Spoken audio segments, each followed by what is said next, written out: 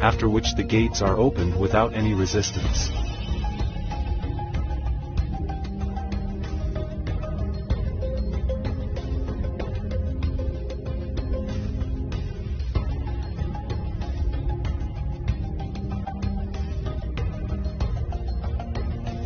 These two individuals are seen inviting the crowd inside the house.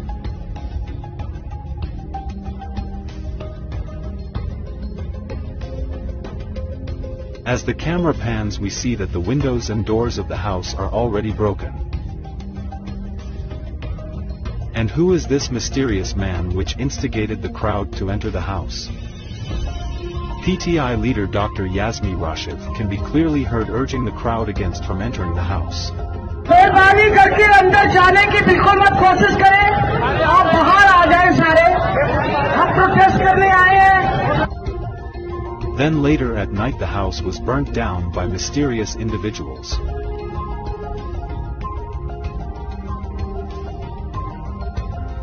So the May 9th ended raising many questions. 1.